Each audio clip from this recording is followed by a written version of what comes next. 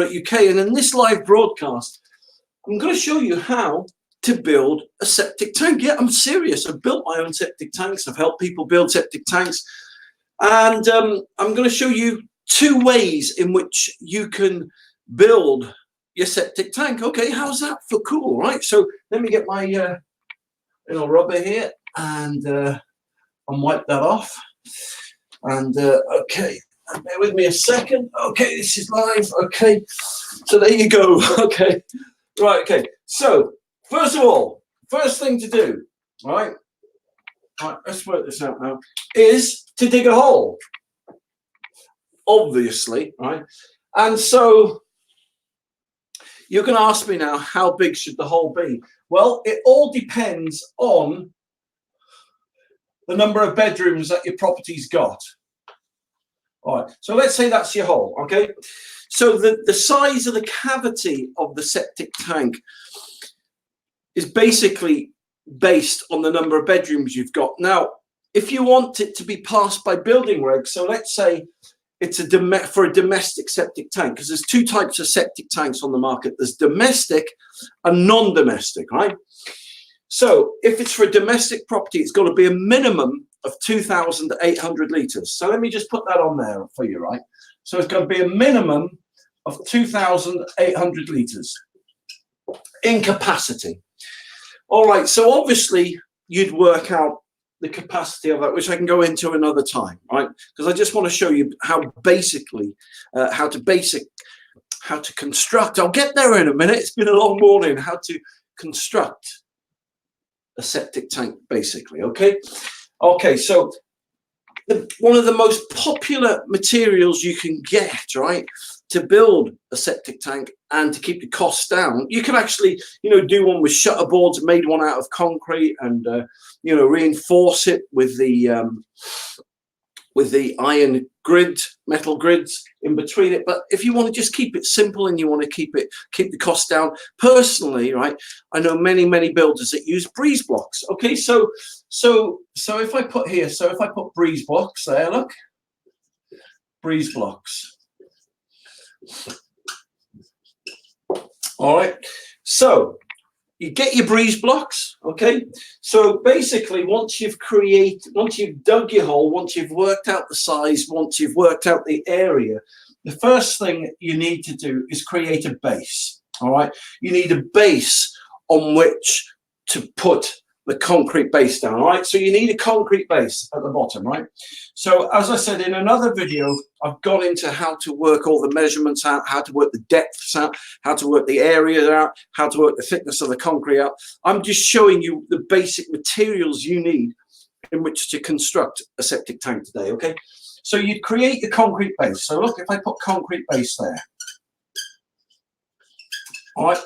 So once you've got your concrete base, right, then basically you use your Breezeblocks to build up, right? You build a wall all the way around. So you've got 4 sides to your hole, right? So the 4 sides would be lined with concrete Breezeblocks. Obviously, this is a cross section to show you, okay?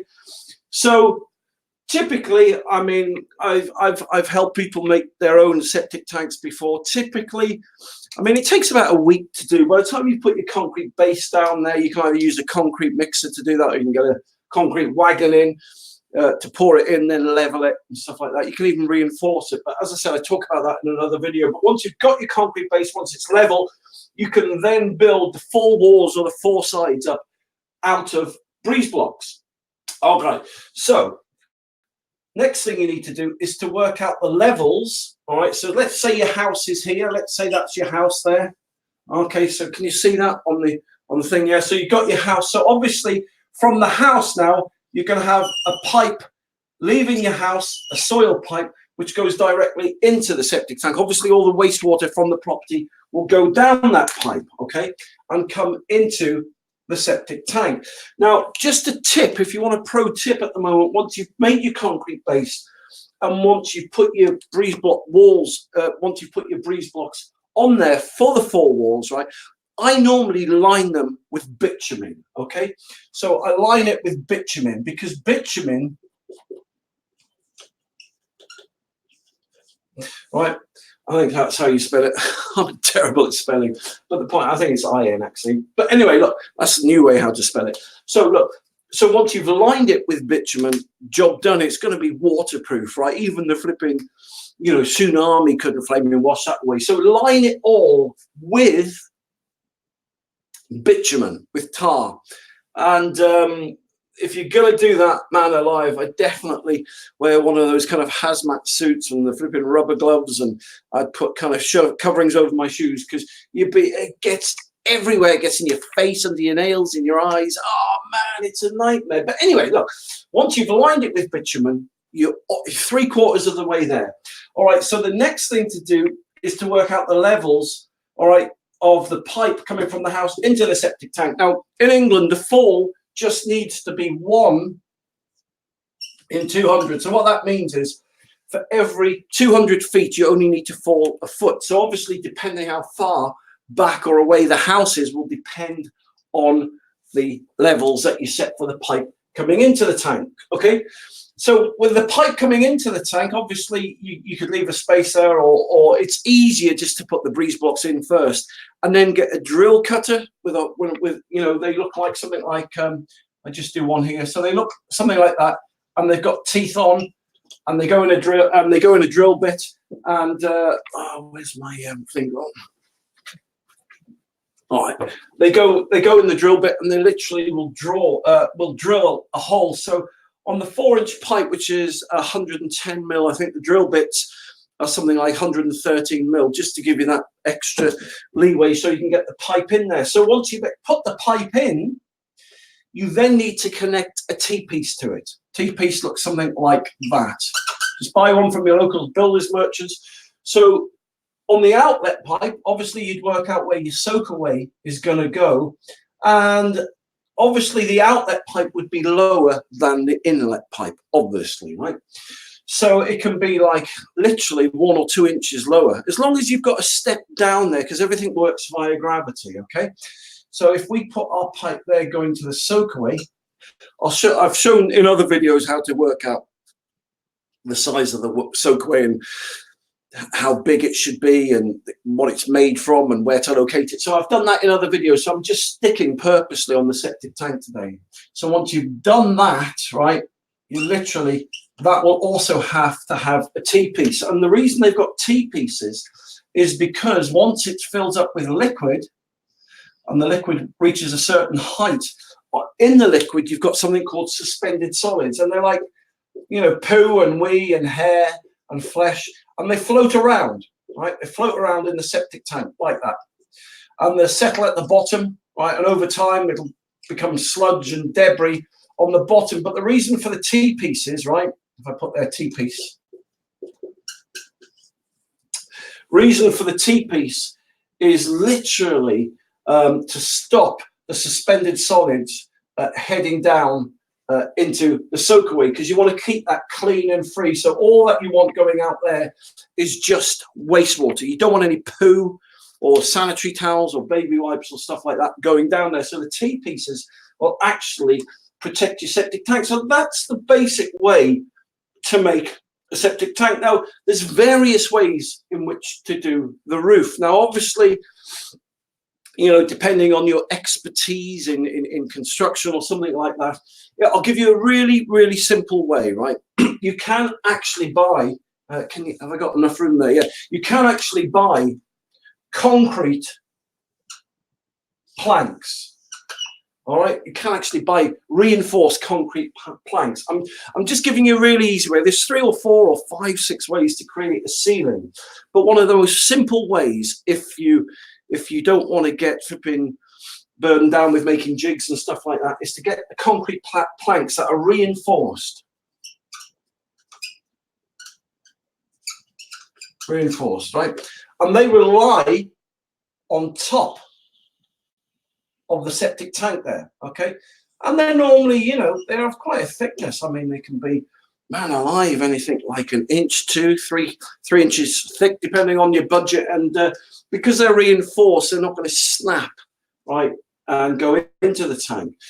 So lots of people put those on, and then when they've put them in place, they can then concrete them into place around the edge so they won't move. So they dig like a trench around, all the way around the septic tank there. And what they'll actually do, they'll actually set it in concrete all the way around on the perimeter there. So they just can't move over time, right? And so depending on the length of the septic tank, if it's going to be too wide, then what most people do, they actually put another wall in the center of the septic tank, again made from Breezeblocks, right? And that will actually act as a support, okay, to stop it bowing in the middle, because obviously it depends on the width or the length of your septic tank, okay? And if you do that, then you're going to need another baffle, which would be in here. Again, you'd have another baffle, so the water from here would be able to overflow into there, it would then fill up and then flow out. Personally, I love the two chamber system, to be honest, because you'll find in the first chamber, lots and lots of the debris will fall and be trapped in there. Then in the second chamber, you'll just get what's left of the kind of residue, the remnants of those suspended solids. So by the time the water leaves the septic tank, after it's gone through the second chamber, it's a lot cleaner. So typically, how much does it cost to create one of these? Well, I suppose it all depends on your expertise, how good you are hands-on. I mean, if you just wanted to get to bare bone facts, I mean, you'd need a concrete mixer, you'd need obviously, you know, X amount of Breezeblocks, you'd need a digger to dig the hole, you'd need some cement bags, you'd need sand, you'd need concrete reinforced planks. So how much does something like this cost? Well, you'd be surprised, to be honest with you. You'd be surprised. It can cost anywhere from 1,000 to 2,000 quid to build your own septic tank. You'd be surprised, because I mean, it just to start off with a digger. The digger's going to cost you what for the week? 350, 450 quid, right? The juice it's going to cost to dig the hole, maybe, you know, 70, 100 quid, something like that. I'm going slightly over on that. So, and then by the time you bought all the materials, you'll be surprised how quickly it mounts up. So not many people build their own septic tanks these days, because it can cost a fraction of the price just to buy one of the low profile bullet septic tanks. But nevertheless, look, I said I'd show you, if you're living off grid, right, how to make your own septic tank. So I hope that's helped, or at least, you know, shown you whether in your mind you're capable of doing something like that or not. So look, every little helps, doesn't it? And if you want some more help, then all you need to do is go to septictank.co.uk. I love helping people for free. Give me a ring. I love, you know, I've been looking forward to taking your call. Or if you want to see more videos like this, just go to type in Septic Tank TV on Google and you'll see me, right? But as I said, if you want to talk to me, just go to septictank.co.uk, ring the number on my website, and I look forward to speaking to you soon.